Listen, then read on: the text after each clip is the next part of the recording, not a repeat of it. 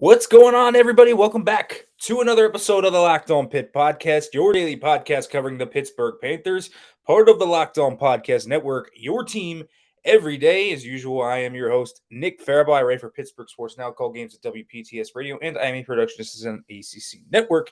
And today, the man of the hour is Kenny Pickett, and I am joined by Pro Football Network analyst Dalton Miller.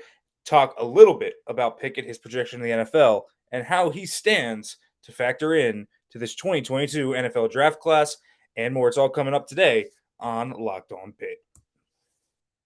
Are Locked On Pitt, your daily podcast on the Pittsburgh Panthers, part of the Locked On Podcast Network, your team every day.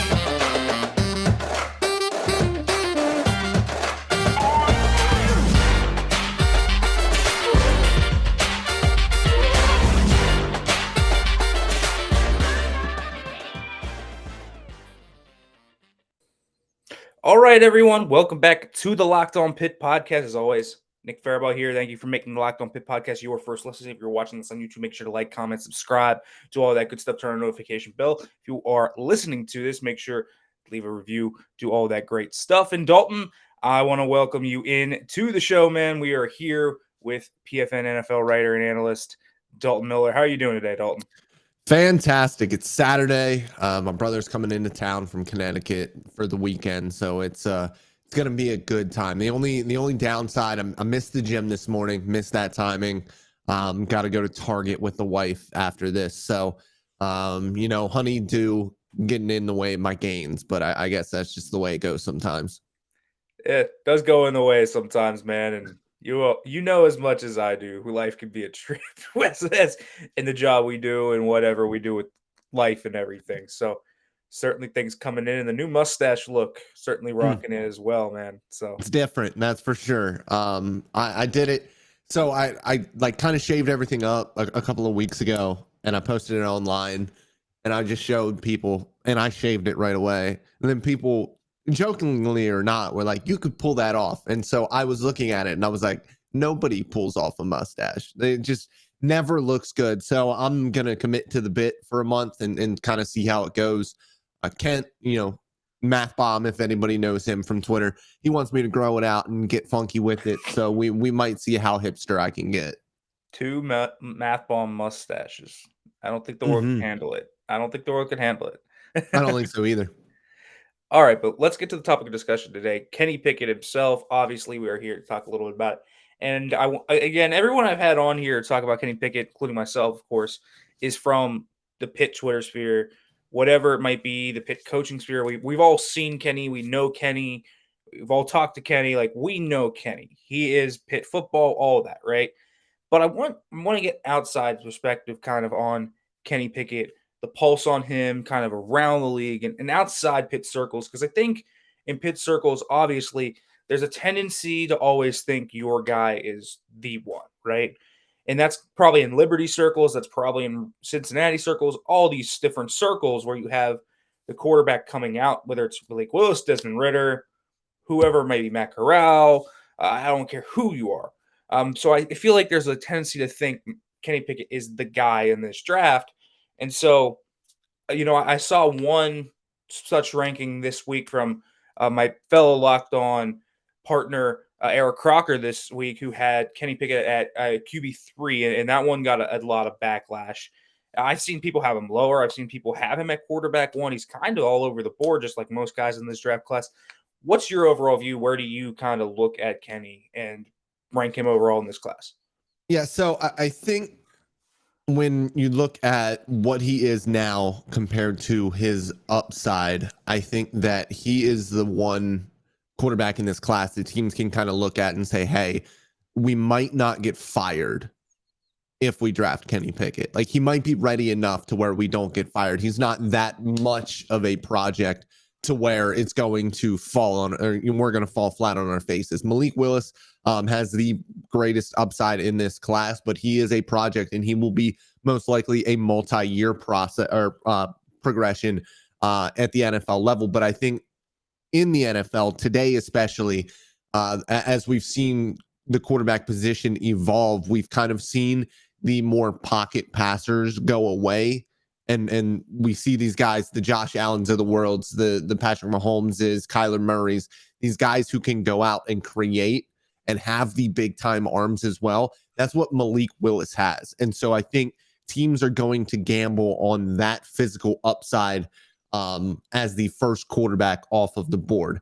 Now, the discussion between Desmond Ritter and Kenny Pickett, I think, is really interesting. I think Malik is definitely that top guy in NFL circles. And then it comes down to Ritter and Pickett. And I think that's an interesting debate. And I have a really tough time between the two because they, are a little bit similar. I think more similar than a lot of people kind of realize they are. But at the end of the day, they do two different things incredibly well. Like their two things, their calling cards are different. And then they kind of struggle in areas where that other person has their strength. So I think it kind of comes down to which you prefer more there. But, for me, if we're talking about them just in a vacuum, I wouldn't want to take any of these quarterbacks to save my job. I wouldn't want to take any of them in the top 10 to 15. If you're a team in the back half of round one, you got a good roster around you, you think you can legitimately build around one of these guys, then maybe. When you get to not the Pittsburgh Panthers, but the Pittsburgh Steelers at 20, that's where I'm starting to look at these guys from a value in a vacuum. But this is the NFL, and there is no tax too high to pay for a quarterback if you think he's the guy. And I think that when you look at Pickett specifically, it kind of looks like the Carolina Panthers and David Tepper are playing their cards now and saying, hey, Kenny Pickett is the guy for us. And I'm just interested to see if he actually goes at 6. Yeah, and plenty of connections in that Panthers organization. Tipper is a Pitt alum himself, so knows Kenny Pickett was a minority owner in the Steelers when Pickett was still at Pitt there. So he was still up there in Pittsburgh. And obviously, Matt Rhule recruited Kenny Pickett, so plenty of connections to Kenny Pickett from there. And so I think what you bring up makes a lot of sense to me because as I've always viewed it is, again, the upside of Malik Willis is what everyone's going to bet on in terms of the franchise quarterback talent, pure talent, that is. And again, not necessarily him 100% getting there, because I think when you look at what Malik Willis brings to the table, he's still a very raw player, but he feels like the upside wild card of the draft. And I've always, as you said, I think Kenny Pickett's very safe. I think you know what you're going to get with him. I think he's very polished. Like, there's not many areas I can see Kenny Pickett growing in to become a lot better, right? He's kind of the guy you get in terms of what I feel like. And then Ritter, I think Ritter's also a kind of safe prospect because this is kind of the discussion I want to have, Pickett versus Ritter, because I think this is very interesting, is that I think Ritter's kind of safe too because he's such a great mental processor, but the difference is I think Kenny's mechanics are a lot better. But then you have the other stuff with Pickett with the small hands and all of that, and then you have the skittish pocket movement, and I think there's a few things to worry about with Kenny and Ritter, but how do you see those two kind of working themselves out? Yeah, so when I look at those two quarterbacks specifically, when it comes to Ritter, yes, there are some mechanical deficiencies that hurt his accuracy, and that's really the biggest issue for me. Now, when you look at it, you say, the accuracy is tough to fix at the next level, and it definitely is. But the rest of his process is really good, and we've seen this with, quarterback gurus like Derek Clausen has talked about this a lot. From a process perspective, he's amazing. Desmond Ritter is the best in this class there mentally. For me, when I watched Pickett, it was a little bit different. For me, when I watched Pickett, the mechanics, when everything is good, when he has a stable base or a stable platform to throw off of, he is very good. His natural accuracy is very nice. I like it. And he's even able to make passes or to make throws rolling to his right. Even if he's throwing across his body a little bit, he has that natural athleticism to do that. My issues with him are a little bit of the skittishness in the pocket when he does get pressure. But my biggest issue with him is that his process, I've seen people call it inconsistent. I don't love it very much. I think in the empty sets that Pitt like to run, much like, with LSU back in the day in 2019 with Joe Burrow, when you force Kenny Pickett to make a quick decision, I think that he is very good in those instances. I think that is a spot where he is a bit inconsistent. But on most occasions, when he's getting 5 and 6-man pressures and he's having to make quick decisions, get the ball out early to a hot, I think that he's done a good job at that. It's when things are a little bit more complex, 3 to 4-man route combinations and kind of working through the trash of zone coverage.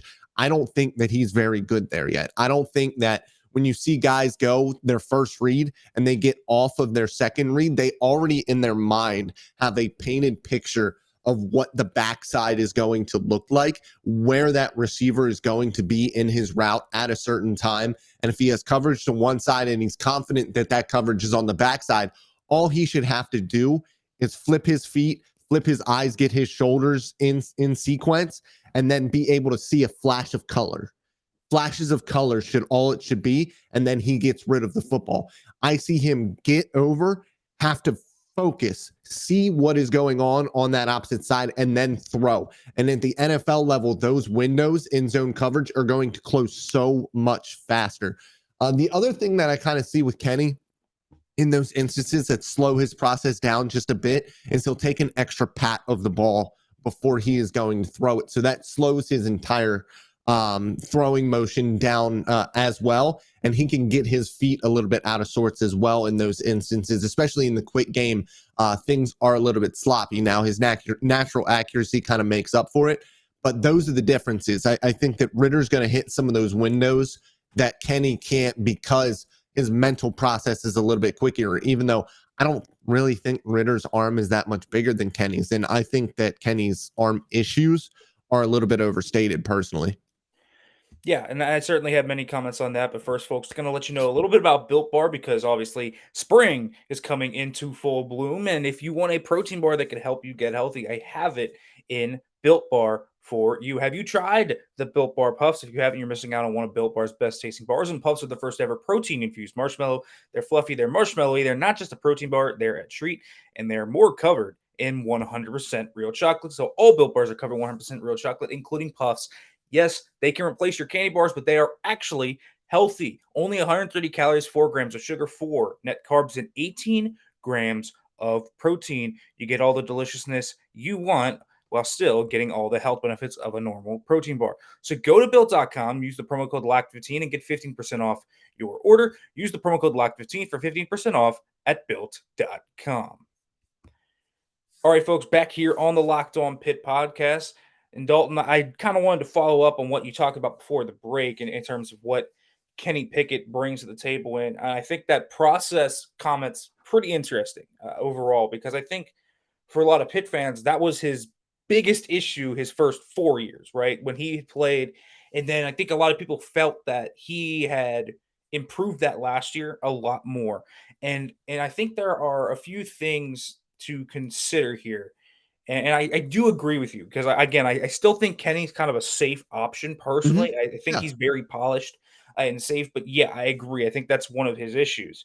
And here's the thing. When I looked at Kenny was this year, he was surrounded by a really good ecosystem.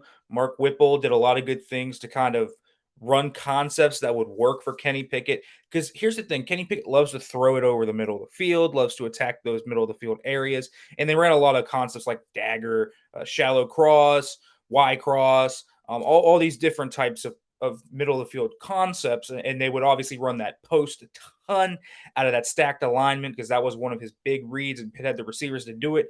And the ecosystem around him was a pretty good offensive line that honestly held up really well. And he had a really good group of weapons, too. Obviously, Jordan Addison, the crown jewel of those. But I kind of wanted to get your take on this.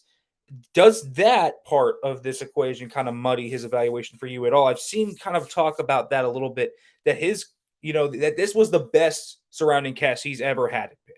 So does he look better as a byproduct of that? Or did Pickett take that next step and say, look as good as he actually did? And did he actually improve in that mental processing part? Because I think that is a part where he did take a leap, but also the ecosystem around him was better than it ever was.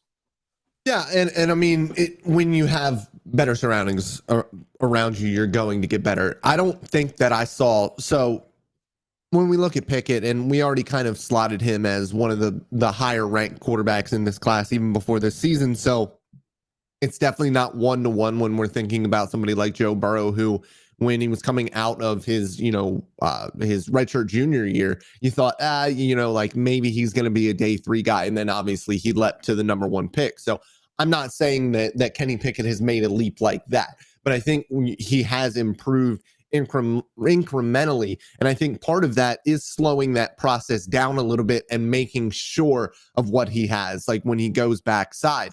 I think, sometimes you want to see that flash and get rid of the ball. But I think if you don't have that in your mind yet, if you don't have that mechanic in you, I think that he played it a little bit safer. So he wasn't giving the ball away or putting the ball in adverse situations. That I saw that specifically a couple of times with guys like crossing over the middle of the field, going to the backside and making sure that cornerback that was sitting in that flat area and kind of playing that midpoint wasn't going to be able to make that play on that deep, the corner route that was getting ran, or the equivalent of it from the opposite side of the field. So I think he was a little bit safer with the football, made better decisions. He's just not making the quick decisions consistently that you need to be able to do at the NFL level.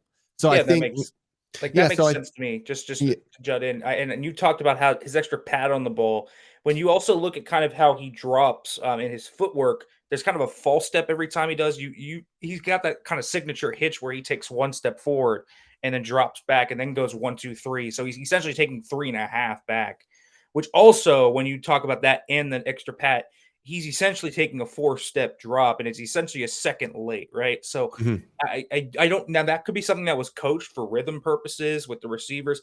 Maybe that was something that Whipple coached, and that's going to have to be uncoached in the NFL. But I think that is also a subtlety that when we're talking about his timing and kind of his rhythm, that is something to look at, right?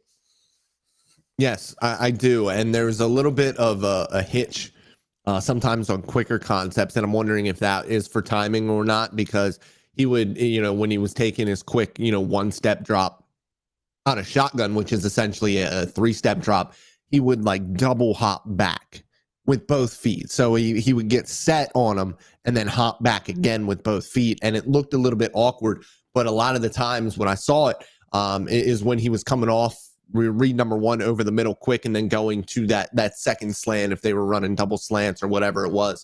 It was just it looked a little bit weird, but I don't think, when you look at his footwork overall, I don't think that it's that much of an issue, because I think footwork and mechanics are only an issue if they're an issue. You know what I mean? If it's not affecting his accuracy or his ability to put velocity on the football, which I really didn't see too often from him. A couple of times he kind of stepped in the bucket when he was throwing to his right, in this short area. But that's a throw that a lot of right-handed quarterbacks struggle with, because they're not able to kind of go both ways when they go and they set up right and then have to come, and their whole body has to then rotate left again. Sometimes you either step in the bucket, which means you're stepping too far wide. When that happens, the ball is going to go up and outside a little bit and either be behind a receiver if they're running vertically, or it's going to be, high and away if they're running an out route. And then if you get closed up too much and you're not able to be open enough when you release the football, then the ball kind of tails down. And that's when you get skips to wide receivers running stop routes. So he's going to need to kind of straighten that out. But like I said, that's something that a lot of quarterbacks struggle with. Yeah, and again, it feels like I'm scrutinizing him a little bit, but just trying to cover all bases. Absolutely. I think he's a good player overall. And again, I've talked about his strengths many times. I think something we haven't even touched on a lot is his out of structure ability here, which is just really good overall. He's really athletic, can make off-platform throws from all different sides. Again, he's pretty accurate. I think that's been one of the things. His deep ball's really improved over the years. I think his arm, I'm not saying he has a cannon, but I think it's better than a lot of people sell it as. I've seen people say he has like below average arm strength. I don't see that at all. I think he has pretty solid arm strength, actually. I think he's got a better arm than Joe Burrow does, personally. Yeah. Like, I agree with that. Like, I think I've seen him do it. I think this year he showcased it enough where he was hitting, Jordan Addison probably is going to run at least sub 4.45, if not sub 4.4. He's that fast, and he hit him stride. So I've seen him do it before. And at the Senior Bowl, I'm not going to say, the ball came out live, but I didn't see him. I didn't see it dying on him, and I didn't see it, just tailing out in the wind. So that was something that, versus Ritter, and versus Howe, I thought that he was quite honestly fine. Now there was different. Obviously, Willis had a different cannon than all of them, but I Yeah. didn't think Pickett was like stuck out like a sore thumb against any of those. But we got to get to the topic. Obviously, everyone talks about it from a national perspective. I want to hear your thoughts. Hand size, 8.5 inches. It's actually 8 5/8 now since he measured that at the pro day. How big of an issue for you is his hand size? Is it a big issue? Is it a non-issue? Is it kind of in between? What do you feel about it? Well, it's definitely not a non-issue. I think when you look at some of the performances that he's had in colder weather games, that has been some of his, lesser games. And that's not just about him. That's just about, bad weather games aren't going to have the amount of offense because, listen, it is just really hard to play football when it is cold and it is rainy. And when your hands are small, obviously it makes it more difficult. But he wears the gloves, and the gloves work in the rain as well. I know that sounds crazy, but the gloves are actually better for the rain as well. I just think that there will be some times where the ball flutters a little bit. It was rainy in Mobile, but it wasn't super cold. I think we saw, obviously the New England Patriots Buffalo Bills game, the first one this year, that was significant. That was, 40-mile-an-hour winds, and it was very, very cold. And we saw what happened with Mac Jones. He was only able to throw the ball 3 times, and even Josh Allen had issues with it. When the weather is bad, he's going to struggle. Kenny Pickett will struggle, but every quarterback is going to struggle. It takes a guy that has an arm like Josh Allen or Malik Willis to get through those kind of things. The hand size for me isn't a big issue because I didn't see it be a big issue with fumbles or anything when he got hit in college. So I'm just okay with it. 0 percentile is definitely concerning just because we have not seen it before. But I didn't see, it's not like this guy played in South Florida for 5 years. He played at Pitt. We know he's going to be okay. Yeah, and I pretty much agree with that. But first, folks, let me let you know about BetOnline, because BetOnline.net is your number one source for all your betting needs and sports information. Find all the latest developments in sports, including this week's Masters Championships, odds, podcasts, and reviews for all the different leagues this season. BetOnline is your command source for all continued sports wagering information needs, including live betting, esports, and scores. Head to the website today or use your mobile device to learn about the trends and the action. BetOnline, where the game starts. And folks, we are back here on the Locked On Pitt podcast talking with Dalton Miller, and you talked about the hand size being it's an issue in some certain situations, but I think I'll say this, and I don't think it's going to be the reason Kenny Pickett fails in the NFL. Like, if there's a reason he is a gigantic bust, I don't think we're going to look back on it and say, yeah, it was his hand size. Like, I think there's going to be other reasons, and I don't know how you would view that, but I would think if he's going to be a bust and say we talk about him being safe here, and he ends up being completely out of the league in 4 years, which I don't see happening. I think regardless, he's going to settle himself in as like a backup quarterback at the very least because he has great intangibles and all of this stuff, and I think he has decent traits. But if he completely busts, it's going to be because of his pocket management, I think, and his slower process. And so I don't like, that's kind of what I think about the hand size thing. I don't know if it's necessarily going to be the difference between, say, I don't know if you're 8 at Atlanta and you're deciding between Pickett and someone else. Do you think the hand size is going to be a reason why you don't pick Kenny Pickett, say, versus, I don't know, maybe you're 18 in New Orleans, or I think this is more realistic, 18 in New Orleans, 20 in Pittsburgh, and you want Ritter or Pickett. Is the hand size going to be the reason why you don't pick Pickett? Only if they're completely equal in your eyes. I think that's the only way that a team will look at the hand size and be like, no, we're going to go with another guy over that. Now, if they just don't want to take the risk on drafting him at all, then it's not even a conversation. You know what I mean? If that hand size is a complete deal breaker to some teams, and listen, it might be. There are teams out there that do not care how good you are at football. They will not draft you for some very stupid reasons. We just saw last year Creed Humphrey have some of the best tape at center I've ever seen. And then he went out and tested as the most athletic center of all time. And he went 63rd overall because he's left-handed as a center. That's why it happened that way. So I think that when you look at this, it could take Pickett off of some teams' boards, but I think when you look at teams like Pittsburgh and you look at teams like the Carolina Panthers, it's obvious that they don't care about the hand size. For me, if he's going to be a bust at the NFL level, it's because he went to a bad situation that was not able to improve. A situation like the Jets last year or like the Jacksonville Jaguars, but one that is a little bit more sustained. So, I don't think that Zach Wilson or Trevor Lawrence are broken. I think that they're going to end up being okay if their situation improves. Now, it looks like it has in both spots. But if Kenny Pickett goes to a place like Carolina and Matt Rhule is running it into the ground with backwards ideas and poor roster management on the offensive side of the ball, then yeah, he's probably going to fail, because I don't think a lot of people realize how important situation is to a young quarterback. Yeah, I completely agree with that. And again, I don't.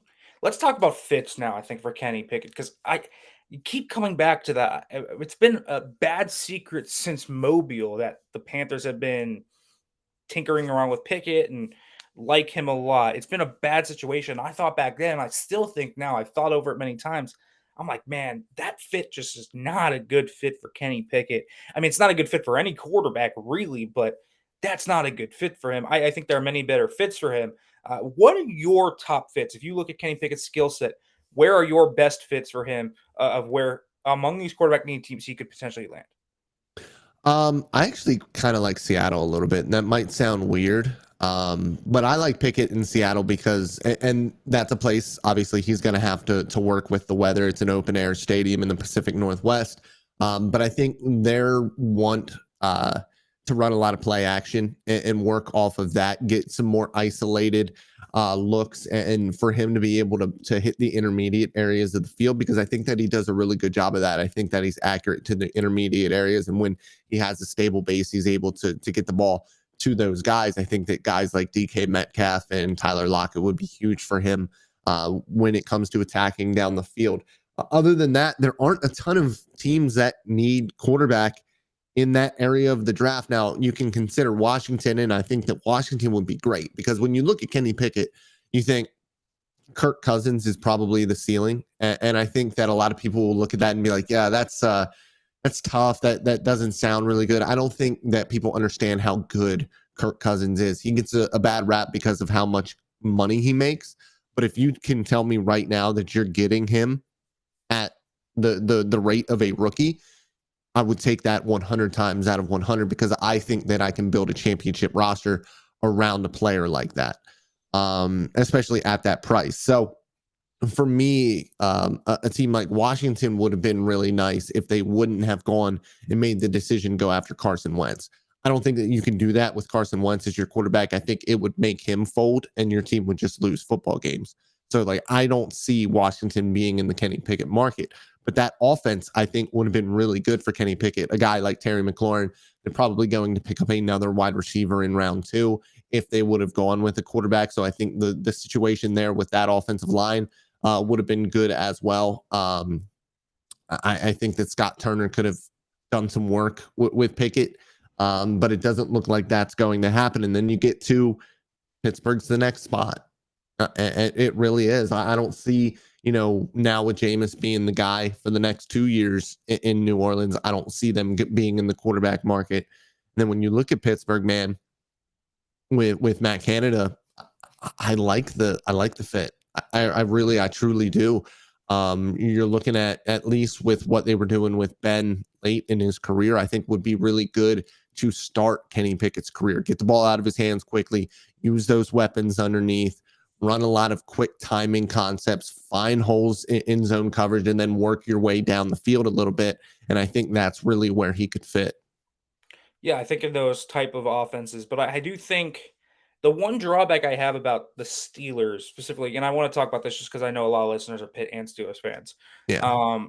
But the one drawback I have is because they didn't attack the middle of the field a ton last year, and that's Mm-hmm. Kenny's kind of bread and butter. Now, I think that's going to change this year. I think they're going to run a lot more play action, which case with the RPOs they run, with all that play action, it's going to be a lot better for Kenny. But I think that's a question to look at when you're looking at his fit in Pittsburgh.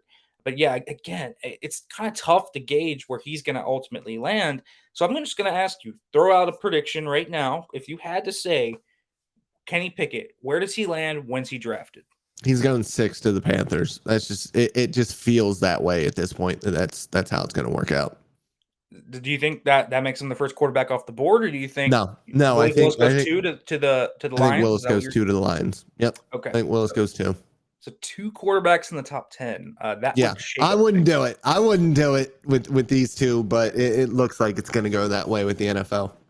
Yeah, I mean, if Willis goes 2 and Pickett goes 6, that would be certainly something. And I mean, if any of you were hoping that Kenny Pickett stayed in Pittsburgh, if he goes 6 to the Panthers, folks, I'm telling you, there's no way he is coming to Pittsburgh because they are not trading up 15 spots to go get him. No. Regardless, if they trade up that far, they're going to get Malik Willis. So no way, Jose, in that regard. So one more question I have for you about Kenny Pickett.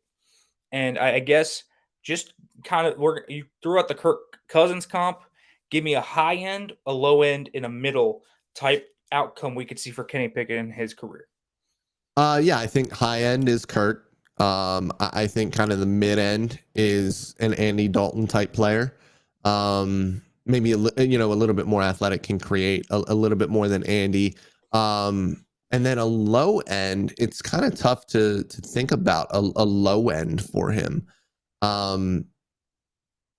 Because he doesn't really play like Sam Darnold. I mean, he can create kind of like Sam does, but Sam is really, really good with those quick concepts, or at least he was really good with those quick concepts. I think that the low end for Kenny would be. I will say I have a name. What is it? Josh McCown, I think, would be kind of a name. Yeah. Long time backup, great intangibles. If you remember, young Josh McCown was a pretty athletic player that could create out of structure. Yeah, he obviously played in lost the it over the years. slot.